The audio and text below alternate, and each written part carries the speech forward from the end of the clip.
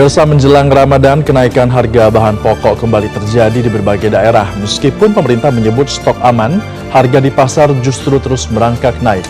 Situasi ini menjadi tantangan serius, terutama bagi masyarakat berpenghasilan rendah yang harus menghadapi tekanan daya beli di tengah meningkatnya kebutuhan selama bulan suci.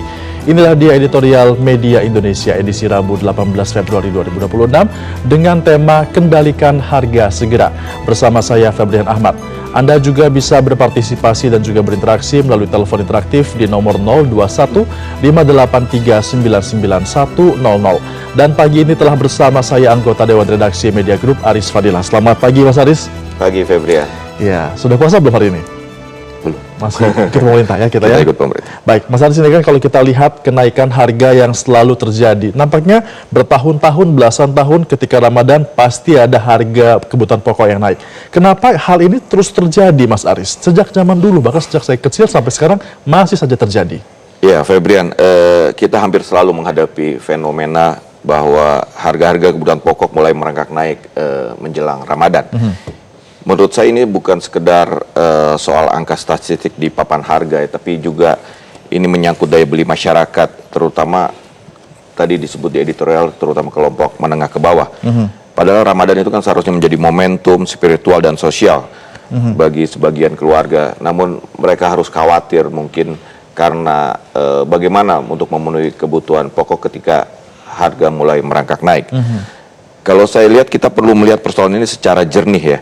Memang benar secara teori ekonomi bahwa ketika demand atau permintaan meningkat, supply dan demand permintaan meningkat, harga ikut naik. Tetapi kenyataannya di lapangan mungkin tidak sesederhana itu. Seringkali ada perilaku pasar yang memanfaatkan momentum Ramadan. Ketika demand naik, ada orang atau sebagian pihak yang tidak bertanggung jawab, yang berusaha mengendalikan supply dan distribusi dan perdagangan yang menahan stok ini mengatur aliran barang, dan itu menciptakan persepsi kelangkaan, dan kelangkaan itu yang akhirnya membuat harga menjadi naik. Baik, ada pihak-pihak yang bermain ya, jangan sampai ada seperti itu. Kita akan simak pemirsa, inilah dia ulasannya selengkapnya untuk Anda dalam editorial Media Indonesia.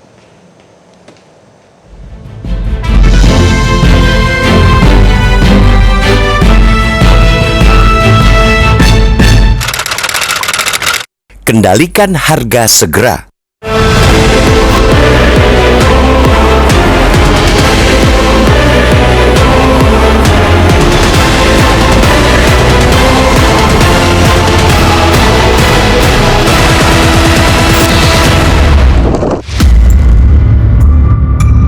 Kenaikan harga bahan pokok menjelang Ramadan kembali terulang.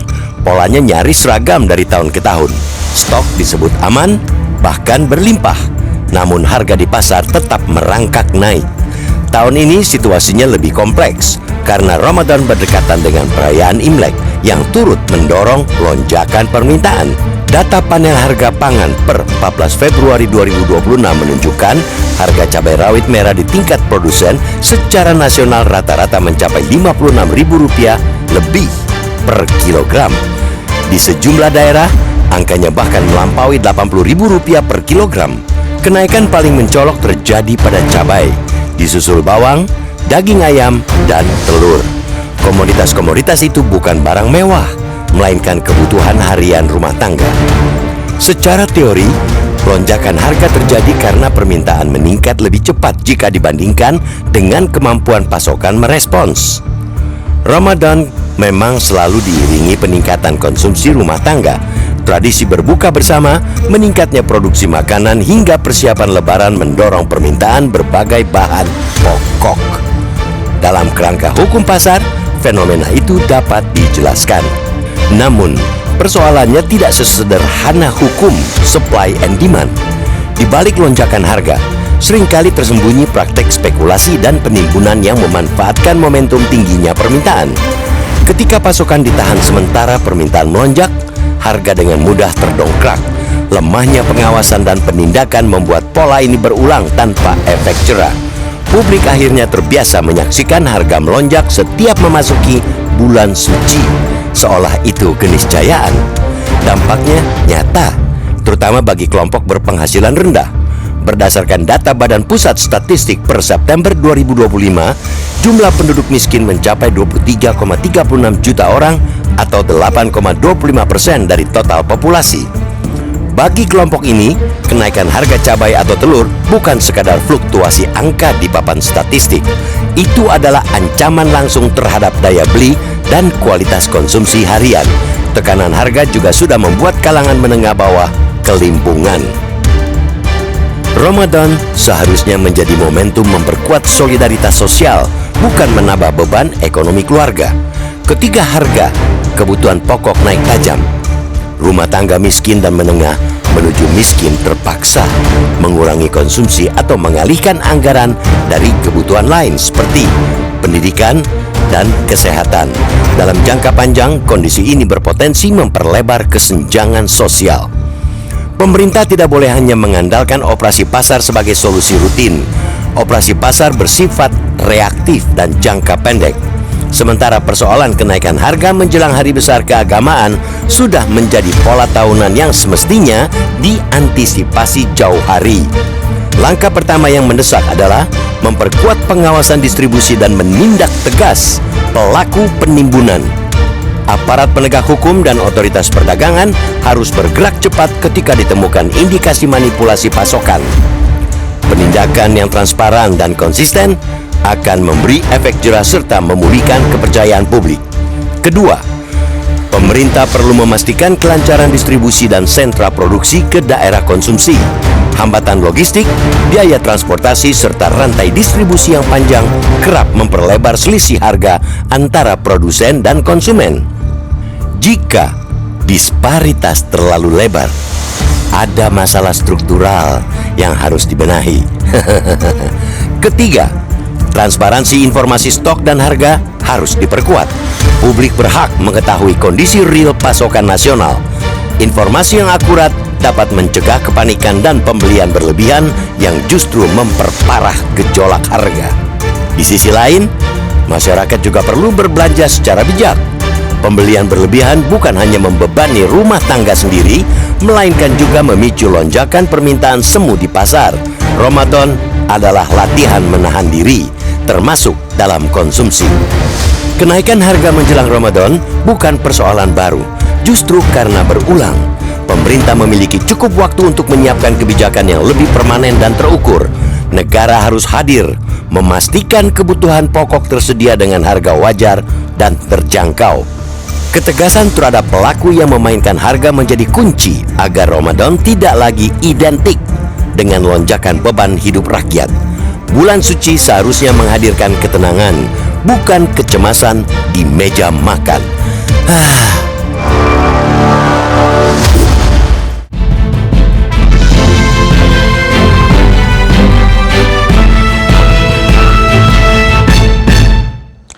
Tetaplah bersama kami karena editorial Media Indonesia akan kembali usai jeda pariwara.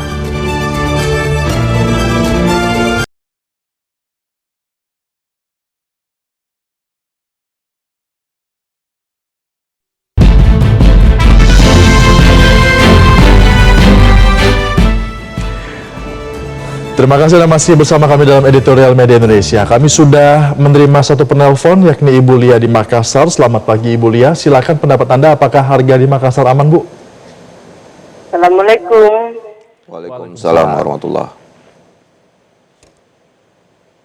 Ya. Ibu Lia silakan. Oke, makasih. Kalau file ini memang ini yang perlu dia harga ya, jangan sampai hanya selalu dikatakan saja stok aman, ketersediaan ada ya dan sebagainya, tapi harga tidak turun. Ini kan sama saja bahwa daya beli masyarakat itu ya kurang ya, dan itu kenyataannya sekarang di pasar. Kalau saya tanya harganya itu sudah melonjak ya, harga cabai saja sudah berapa ya. Jadi memang ini tugas pemerintah adalah mensinkronkan antara ketersediaan dengan harga yang wajar ya, supaya daya beli masyarakat itu ada ya, jangan sampai ketersediaan ada tapi daya beli masyarakat kurang. Nah ini kan tidak sinkron namanya ya. Jadi usaha pemerintah itu bagaimana sehingga operasi pasar itu ada manfaatnya, jangan hanya operasi pasar tapi tidak berpengaruh sama saja dengan tidak ada harga tetap ya. Jadi mudah-mudahan pemerintah bisa menekan harga sehingga daya beli masyarakat bisa terjangkau dan bisa menghadapi Ramadan dan Hari Raya dengan tenang, tidak dibarengi dengan harga-harga yang masyarakat itu bisa misalnya tidak bisa membeli ya. Baik. Atau daya belinya kurang. Mudah-mudahan ke depan terima kasih Bu Lia, kami sudah bisa tenteram menjalankan ibadah puasa dan Hari Raya. Makasih. Assalamualaikum. Selamat menunaikan ibadah puasa Ibu Lia. Kalau kata Ibu Lia, ada klaim stok aman, tapi ternyata kenyataannya di pasar harga masih meningkat. Ini kenapa terjadi seperti ini, Mas Aris? Iya, menurut saya Indonesia sebenarnya memiliki sistem distribusi dan cadangan pangan yang cukup besar ya. Pemerintah selalu mengatakan bahwa stok cukup. Nah, terus ada juga lembaga yang disebut seperti Badan Pangan Nasional, ada Bulog, dan itu kan sebenarnya sistemnya sudah ada, distribusinya sudah baik,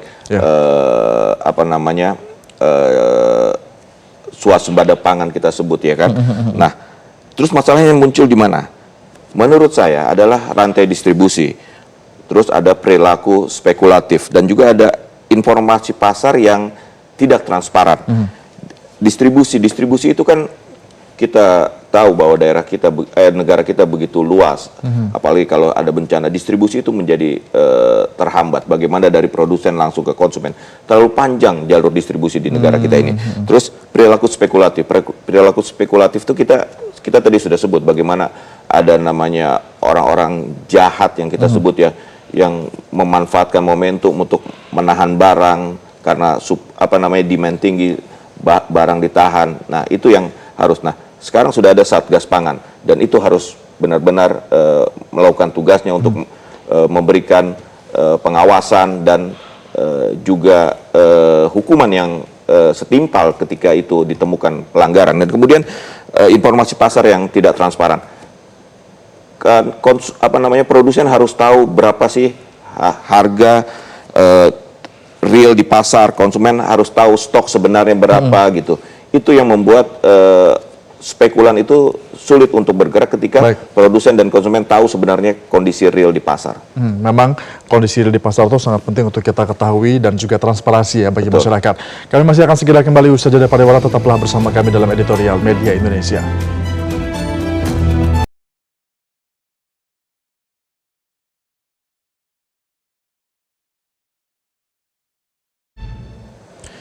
Anda kembali bersama kami dalam editorial Media Indonesia. Saya masih bersama dengan Mas Aris. Mas Aris, agar harga pangan ini bisa segera dikendalikan oleh pemerintah, apa yang harus dilakukan? Ya, ada beberapa hal yang mungkin bisa dilakukan. Yang pertama adalah transparansi stok nasional. Tadi kita sebut soal transparansi. Mungkin bisa dibuat dashboard untuk stok pangan real time, bisa diakses publik dan pelaku usaha. Ini akan menekan spekulan tadi, karena informasi menjadi lebih terbuka. Kemudian operasi pasar lebih dini. Jangan tunggu sampai harga melonjak terlalu tinggi. Operasi pasar harus dilakukan sedini mungkin dengan tentu prediksi-prediksi dan hitungan yang cermat.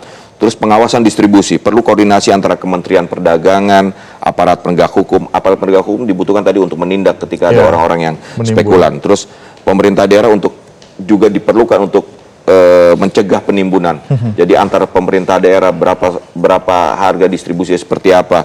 Terus insentif distribusi, ya, subsidi logistik itu kan perlu untuk komoditas penting agar harga antar daerah stabil. Kan selalu yang naik tuh itu aja. Kalau Ramadan itu cabai, ya kan, gula, daging ayam, telur. Nah, itu komoditas seperti itu benar-benar diperhatikan distribusinya dan bagaimana insentif diberikan oleh pemerintah. Terus kemitraan dengan retail modern dan UMKM. Sekarang sudah banyak UMKM, ada koperasi desa, mungkin itu bisa dimanfaatkan untuk menjaga distribusi sampai ke level terbawah. Terus yang tidak kalah penting ada edukasi konsumen, bahwa kampanye belanja bijak menjelang Ramadan, bahwa ya kita tahu lah budaya kita di Indonesia kan, bahwa hari pertama Ramadan makanan harus lengkap di meja makan. Mungkin itu juga perlu kita berikan edukasi bahwa Ramadan itu kan penuh dengan kalau orang bilang kesederhanaan, bagaimana kita menyikapi Ramadan untuk kita lebih hidup sederhana dan dalam kebaikan. Itu sih. Ya, jadi semoga Ramadan ini menjadi berkah Om ya, bukan malah menambah lagi beban bagi masyarakat. Dan kalau kita lihat pemirsa, sebenarnya kenaikan harga menjelang Ramadan ini bukanlah fenomena yang baru, namun juga pola yang terus berulang setiap tahunnya. Pemerintah dituntut hadir melalui kebijakan yang tepat dan juga pengawasan distribusi yang ketat agar kebutuhan pokok tetap tersedia dengan harga terjangkau. Ramadan seharusnya menjadi momen ketenangan bagi masyarakat, bukan justru menambah beban ekonomi keluarga. Demikianlah editorial Media Indonesia untuk edisi kali ini. Mewakili kru yang bertugas, saya Febrian Ahmad mengucapkan terima kasih atas perhatian Anda. Selamat pagi dan sampai jumpa.